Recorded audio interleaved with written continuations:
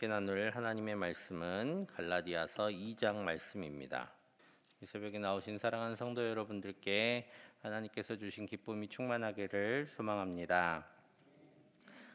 지난 1장에서는 이제 다른 복음을 가지고 들어온 사람들을 때문에 사도 바울이 이 갈라디아서를 썼고, 또 갈라디아서에서 이제 사도 바울이 하고자 하는 말씀이 어떤 것인지 이제 1장에서 살짝 맛을 봤습니다. 다른 복음을 가지고 들어왔던 사람들이 이제 갈라디아 교회에 사도 바울이 전했던 이 복음을 이제 흔들기 위해, 그리고 부정하기 위해서 했던 일이 바로 사도 바울의 사도권을 흔드는 일이었습니다.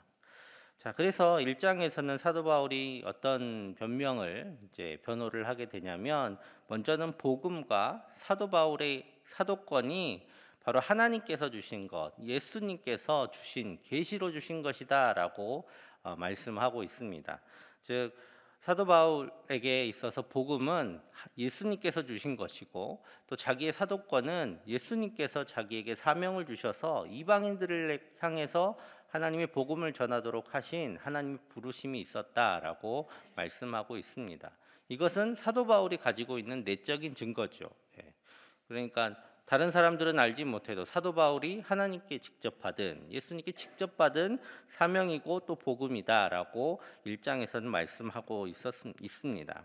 그리고 2장 전반부에서는 이제 이 복음이 사도 바울 자신뿐만 아니라 사도들이 이끄는 예루살렘 교회 공동체에서도 동일하게 역사하고 있는, 그리고 동일하게 믿고 있는 바다, 그리고 그 예루살렘 교회에서도 자기가 이방인을 향한 예수님의 사도로서 인정받고 있다라는 외적인 증거도 오늘 2장을 통해서 밝히고 있습니다. 먼저 우리 1절을 같이 읽겠습니다. 14년 후에 내가 바나바와 함께 디도를 데리고 다시 예루살렘에 올라갔나니. 아멘. 14년 후다라고 하면 아마 이제 안디옥에서 사역을 하고 있을 때일 겁니다. 이제 사도 바울이 회심 후에 이제 지난주에 말씀드렸죠. 아라비아에 갔다가 돌아오고 하는 그런 과정들이 있었는데요. 이제 바나바와 함께 안디옥에서 사역을 하고 있을 때입니다. 그곳에서 이제 안디옥 사역은 주로 이방인들을 대상으로 했던 사역이었기 때문에 이제 그 사역을 하고 있는 도중에 예루살렘에 올 기회가 있어서 예루살렘으로 왔다라고 말씀하고 있습니다. 그리고 이곳에 와가지고 예루살렘에 와서 무엇을 했냐면, 일종의 예루살렘 교회에 있는 사도들에게 신학적인 검증을 받았다라고 말씀하고 있는 겁니다. 2절 말씀 제가 읽겠습니다. 계시를 따라 올라가 내가 이방 가운데서 전파하는 복음을 그들에게 제시하되, 유력한 자들에게 사사로이 한 것은 내가 다름질하는 것이나 다름질한 것이 헛되지 않게 하려 함이라. 아멘. 일종의 검증을 받았다라는 겁니다. 교회에서, 그리고 여기서 유력한 자들이라고 하는 것은 이제 그 교회 지도자들을 이야기하는 것이겠죠. 사도들이나. 그래서 그들에게 검증을 받았습니다. 그런데 이 검증을 받는 것이 사도들이 이거 인정했으니까 이거는 복음이야, 이렇게 하면 안 되겠죠. 왜냐하면 복음은 사도들이 만들어낸 것이 아니기 때문에 이 복음에 대해서 사도들과 함께 나누고, 이것이 하나님 예수님께서 우리에게 주신 것이 맞다라고 확인받는 일이었습니다. 왜냐하면 이것을 사도들의 권위를 빌어서 전하기 위한 것이 아니라 지금까지 사도 바울이 해왔던 선교 사역들이 있었어요. 안디옥에 있으면서 안디옥 주위를 돌아다니며 세웠던 교회들, 그리고 사도 바울이 가르쳤던 많은 교인들이 정작 예루살렘 교회가 가지고 있는 믿음과 다른 믿음으로 우리가 서왔다라는 것을 알게 되면 다 헛된 것이 되잖아요. 그래서 사도 바울은 예루살렘 교회에 가서 다시 확인을 한 겁니다. 자기가 가르치는 것이 우리 교회가 믿고 있는 것이다 라는 것을 확인하는 절차를 갖게 된 것이죠. 이러한 전통은 공의회라는 형태로 계속 교회 안에 이루어져 왔습니다. 왜냐하면 원체 여기저기 떨어져 있던, 수천 킬로 떨어져 있던 교회들 가운데 서로 여러 가지 신학적인 해석이 조금 풍성해져 갈 수 있잖아요. 근데 그 당시는 지금처럼 금방금방 만날 수가 없었습니다. 뭐 교통이 불편하기도 했고, 한 지역에서 벗어날 일이 없기 때문에 100년이나 200년이나 가끔씩 모여서 우리가 같은 믿음 안에 있다라는 것을 확인하고, 혹여나 다른 믿음, 또 좀 잘못된 믿음이 있다면 그것들을 정리해 가면서 교회는 믿음을 계속 지켜왔습니다. 이런 첫 번째 작업이 안디옥 교회하고 예루살렘 교회에 있었던 것입니다. 자, 이런 복음의 동일성을 다시 확인했을 뿐만 아니라, 이제 사도 바울이 이방인을 향해서 했던 그 건의들, 그것들이 베드로가 할례자들, 유대인들 안에서 행했던 건의와 같다. 즉, 바울은 이방인을 향한 예수님의 사도이고 베드로와 사도들은 유대인들을 향한 예수님의 사도이다라는 것을 확인을 받음으로써 교회에서, 예루살렘 교회에서도 사도 바울의 사도권에 대해서 인정하고 있다라고 이제 말을 하면서 오늘 2장에서 이러한 문제에 대한 것들을 일단은 종결을 짓습니다. 그리고 이제 갈라디아 교회에 가만히 들어와서 성도들의 믿음을 어지럽히는 이들이 있다라고 말씀하면서 경계를 하고 있습니다. 우리 4절 말씀 같이 읽을까요?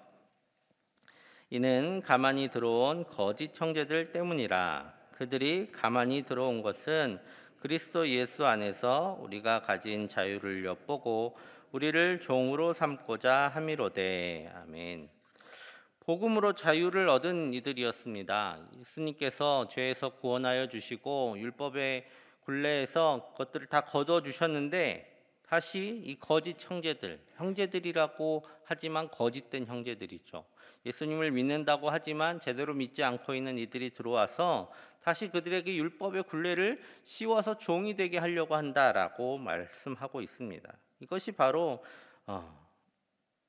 이 자유를 빼앗는 그들의 주장의 폐해인 것입니다. 이단하고 마찬가지예요. 이단도 우리에게 조용히 와가지고 우리를 유혹하지만 결국 그들이 하고자 하는 것은 우리에게 굴레를 씌워서 그들의 종으로 삼는 것이죠. 그래서 망하게 하는 것이 이단의 폐해이잖아요. 마찬가지로 이 거짓 형제들이 그런 주장들을 하고 있다라는 것입니다. 그러면서 사도 바울은 성도가 다시 율법에 얽매여 산다라는 게 어떤 의미인지 아주 강력하게 말씀하고 있습니다. 오늘 갈라디아서 2장 마지막 절 21절 말씀 우리 같이 읽겠습니다. 마지막 절 같이 읽겠습니다. 시작. 내가 하나님의 은혜를 패하지 아니하노니 만일 의롭게 되는 것이 율법으로 말미암으면 그리스도께서 헛되이 죽으셨느니라. 아멘. 다시 우리가 율법으로 돌아가서 율법을 지켜야 우리가 구원을 받고 율법을 지켜야 하나님의 백성이 된다라고 한다면 예수님께서 헛되이 죽으셨다라는 거예요. 예수님께서 괜히 죽으셨다라는 겁니다. 자, 그래서 이것이 예수님이 죽은 것을 우리가 믿고 십자가에서 죽으시고 우리를 위해 다시 살아나신 것을 우리가 믿는데, 만약에 다시 율법을 우리가 지켜야 된다면 우리의 믿음이 헛된 믿음이다 라고 말씀하고 있는 것입니다. 거꾸로 말하면 우리가 예수님을 믿는 이상 율법의 굴레를 지는 것은 옳지 않다라고 말씀하고 있는 것이죠. 율법으로 의롭다함을 받는다는 것은 오히려 예수님이 의미 없이 죽으신 것이 되는 것입니다. 사도 바울이 설명하고 있는 율법과 예수님의 관계는 요즘식으로 말하면 어떻게 얘기를 해야 될까요? 율법은 예수님께서 오심으로 말미암아 서비스가 종료된 겁니다. 하나님께서 우리에게 구원을 베푸시는 도구로 율법을 주셨는데 예수님께서 오셨어요. 더 좋고 더 완전한 예수님이 오셨습니다. 하나님의 의가 되신 예수님이 오셨어요. 그래서 그 율법은 이제 예수님으로 인해서 완전해졌고 그 서비스는 이제 완전해졌어요. 그러니까 굳이 율법이 더 이상 필요가 없습니다. 그래서 서비스를 종료했어요. 이제 예수님 안에서 더 이상 율법은 이제 끝이 났습니다. 맞춰졌다라고 그래서 로마서에서는 말씀하고 있습니다. 이거는 율법을 폐하신 게 아니에요. 율법은 이제 필요 없어 그런 게 아니라 율법은 이제 자기 할 일을 다 했다라는 겁니다. 더 좋은 하나님의 의가 예수님께서 오셨기 때문에 이제 더 이상 율법은 필요 없다라고 말씀하고 계신 겁니다. 그런데 여전히 율법 아래 살아가고 있는 이들이 있습니다. 그리스도인들 가운데도 율법 아래 살아가고 있는 이들이 있는데 그들이 바로 유대인들이었습니다.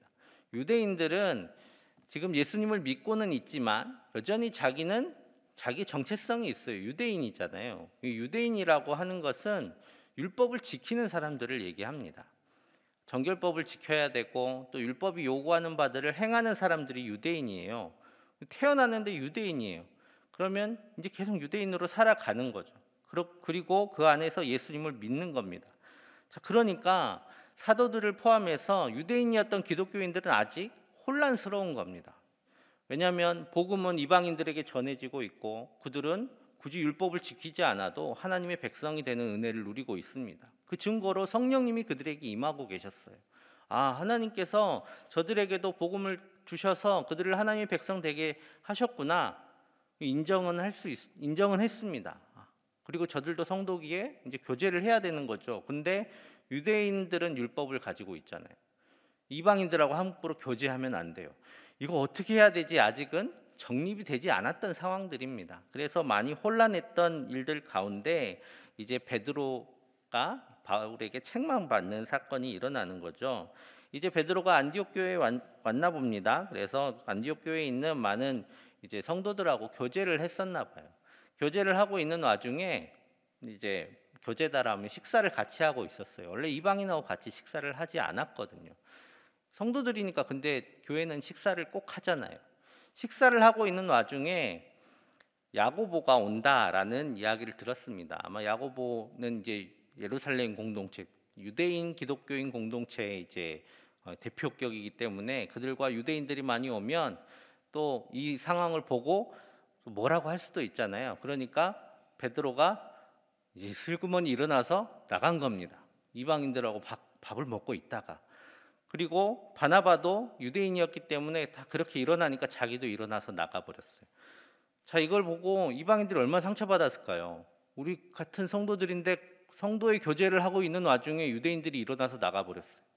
자, 이런 상황 때문에 사도 바울이 베드로를 경책하는 장면이 나옵니다. 그래서 2장 14절 말씀 제가 읽겠습니다. 그러므로 나는 그들이 복음의 진리를 따라 바르게 행하지 아니함을 보고 모든 자 앞에서 게바에게 이르되 내가 유대인으로서 이방인을 따르고 유대인답게 살지 아니하면서 어찌하여 억지로 이방인을 유대인답게 살게 하려느냐 하였노라. 아멘. 복음의 진리에 따라서 복음을 받은 대로 행해야 되는데 그렇게 행하지 않음에 대해서 베드로를 책망한 것입니다. 자, 그런데 이것을 베드로가 잘못하니까 내가 베드로한테도 이렇게 책망했던 사람이야, 그렇게 사도 바울의 권위를 세운다고 생각하시면 안 돼요. 베드로의 행동을 빌어서 율법과 복음에 대해서 확실한 태도를 취해야 된다고 지금 가르치고 있는 것입니다. 오늘 갈라디아서 2장에서 복음과 율법의 관계를 분명하게 나타내는 말씀이 있는데 바로 16절 말씀입니다. 우리 16절 말씀 좀 길지만 우리 같이 읽겠습니다. 사람이 의롭게 되는 것은 율법의 행위로 말미암음이 아니요 오직 예수 그리스도를 믿음으로 말미암는 줄을 알므로 우리도 그리스도 예수를 믿나니 이는 우리가 율법의 행위로서가 아니고 그리스도를 믿음으로써 의롭다함을 얻으려 함이라. 율법의 행위로서는 의롭다함을 얻을 육체가 없느니라. 아멘. 사도 바울이 하고 싶은 말씀이 바로 이 16절 말씀인 것입니다. 율법으로는 의롭다함을 얻을 육체가 없기 때문에 유대인인 우리도 율법을 지키고 있는 우리도 예수님을 믿는다라는 거예요. 율법을 지켜서는 우리가 구원받을 수 없기 때문에 우리도 예수님을 믿어서 구원받는 것이지 율법을 지켜서 구원받는 게 아니다라는 겁니다. 그럼 이방인들은 이 율법을 지킬 이유가 없는 거예요. 유대인들은 태어나면서 율법을 지켜야 그 공동체 안에 살 수 있기 때문에 유대인으로서 율법을 지켜가지만 우리는 그것을 구원받기 위해서 행하는 것이 아니다라는 겁니다. 우리는 구원받기 위해서 예수님을 믿는다라고 말씀하고 있는 것이죠. 그래서 이러한 맥락 안에서 우리가 잘 아는 말씀 20절 말씀을 이해할 수 있습니다. 우리 20절 말씀도 같이 읽겠습니다. 내가 그리스도 안에서 나니 그런즉 이제는 내가 사는 것이 아니요 오직 내 안에 그리스도께서 사시는 것이라. 이제 내가 육체 가운데 사는 것은 나를 사랑하사 나를 위하여 자기 자신을 버리신 하나님의 아들을 믿는 믿음 안에서 사는 것이라. 아멘. 지금까지 사도 바울을 살게 했던 것은 무엇이었냐면 율법이었어요. 사도 바울을 이끌었던 것은 율법이었습니다. 그래서 유대교의 열심도 했고 또 예수 믿는 사람들도 잡고 또 철저하게 율법을 지키기 위해서 자기 자신을 경책하면서 살아왔습니다. 그런데 이제는 어떻게 됐냐면 그렇게 살던 나는 예수님이 그 율법을 완성하시기 위해서, 율법의 요구를 완성하시기 위해서 십자가에 못 박히실 때에 나도 같이 율법으로 살던 나도 못 박혔다. 이제 내가 사는 것은 내 안에 계시는 복음 대신 예수님으로 인해 사는 것이다. 이제 내가 사는 삶의 중심은 예수님이 되었다. 율법의 자리에 예수님이 오셨다라고 고백하고 있는 것입니다. 그러면서 그 율법 안에 매여서 살아갈 때 매 순간의 삶은 어떤 삶이었냐면 말 그대로 두려움밖에 없는 삶이에요. 율법은 틀리는 순간에 벌이 임하는 거예요. 죄를 짓는 겁니다. 조금만 잘못 살면 죄를 짓는 삶이 바로 율법에 매여서 살았던 삶, 바로 율법의 종되었던 삶이었는데 이제 예수님께서 오셔서 그러한 율법의 효력을 종결시키셨어요. 그리고 은혜의 법, 생명의 법, 사랑의 법 대신 예수님께서 그 예수님 안에 이제 살아가게 하십니다. 이제 예수님으로 인해서 우리가 완전한 자유를 얻은 거예요. 그래서 우리가 육체 가운데 살아가는 동안 이 자유를 누려야 됩니다. 그런데 우리는 아직 육체를 입고 있기 때문에 계속 우리를 유혹하고 우리를 얽어매려고 하는 것들이 있어요. 그런데 이 얽어매려는 것들로부터 우리가 육체에 사는 삶 동안 자유를 누리기 위해서는 무엇을 해야 하냐면 예수님을 믿는 믿음 안에 있어야 우리가 이 자유를 누릴 수 있다라는 겁니다. 예수님이 오셔서 더 이상 우리가 이런 것들 신경 쓰지 않고 자유롭게 살게 되기 전까지 우리는 예수님을 믿는 믿음 안에 있을 때에, 우리를 사랑하시는 그 예수님의 사역을 믿는 그 믿음 안에 있을 때에 우리는 이런 것들로부터 자유하여 살아갈 수 있다고 사도 바울은 고백합니다. 그리고 이 고백이 우리 가운데 있을 때에 우리 또한 자유롭게 살아갈 수 있습니다. 우리는 유대인이 아니니까 굳이 율법 아래 살지 않는다라고 생각할 수도 있습니다. 하지만 우리는 여전히 많은 것들에 매여서 살아가고 있어요. 율법에 매여서 살아가던 유대인들보다 훨씬 더 많은 것들에 우리는 매여서 살아가고 있습니다. 세상의 상식에 매여서 살고, 세상의 평판에 매여서 살고, 세상이 돈이 필요하다, 돈 없으면 못 산다라고 하기 때문에 우리에게 하나님께서 충분한 은혜를 주시고 또 물질을 주셨음에도 불구하고 돈에 매여서 살아가고 있는 것을 우리는 보고 있습니다. 거기에 더해서 또 예수님을 열심히 오랫동안 믿었던 분들은 성경 안에 있는 말씀을 스스로 율법으로 받아들여서 그 말씀을 지키지 못할 때마다 죄책에 쌓여서 살아가는 사람들도, 그런 성도들도 있습니다. 그래서 예수님께서는 우리가 그것들로부터 자유하도록 십자가를 지셨습니다. 예수님의 십자가를 믿는 것은 그것들로부터 자유하도록 하시는 그 은혜를 입는 겁니다. 그래서 예수님을 믿으십니까? 예. 천국에 갈까요? 아니요. 이렇게 얘기하시는 분들이 있었어요. 왜냐하면 자기 삶을 돌아보니까 그렇게 바르지 못했던 삶이었기 때문입니다. 그런데 오늘 예수님을 믿는다는 것은 그 모든 것들로부터 자유할 수 있다라는 겁니다. 왜냐하면 하나님의 사랑이 이제 우리 가운데 부어져서 우리를 율법이 가지는 그 죄와 벌로부터 우리를 해방시키시고 하나님의 사랑으로 이제 살아가도록 하십니다. 우리가 세상 가운데 살아가는 것은 이제 율법을 지켜서 살아가는 것이 아니라, 하나님의 말씀을 지키며 살아가는 것이 아니라, 하나님께서 우리에게 주신 대로 하나님을 사랑하고 이웃을 사랑하고 세상을 사랑하는 우리의 자유로 살아가는 것입니다. 이것이 그리스도인의 자유이자 또 그리스도인의 매력입니다. 그리스도 예수 안에 있는 이 자유와 생명을 오늘 이 하루도 마음껏 누리시기를 간절히 소망합니다. 해야 하는 의무가 아니라 그리스도의 마음과 사랑으로 이 하루를 행하시며 자유를 마음껏 누리시는 우리 모두 되기를 간절히 축복합니다. 함께 기도하겠습니다. 우리를 얽어매는 상식, 그리고 우리가 해야 한다라고 생각하는 그 모든 의무감, 그리고 잘못된 믿음에서 벗어나게 하시고 우리를 사랑하시는 예수님을 믿는 믿음 안에서 자유롭게 사랑하며 살아가게 하여 주옵소서. 하나님, 코로나19가 속히 소멸하게 하시고 그로 인해서 신음하고 있는 세계 곳곳을 회복시켜 주옵소서. 이 땅 이제 우리가 마음껏 주님 앞에 예배하며 나아갈 수 있도록 주님께서 은혜를 베풀어 주시고 또 미얀마 땅을 주님 기억하셔서 주님의 정의를 세워 주옵소서. 우리 함께 기도하며 나아가겠습니다. 사랑의 아버지 하나님 감사합니다. 하나님께서 우리를 사랑하셔서 불러주시고 주님 우리를 자유케 하셨습니다.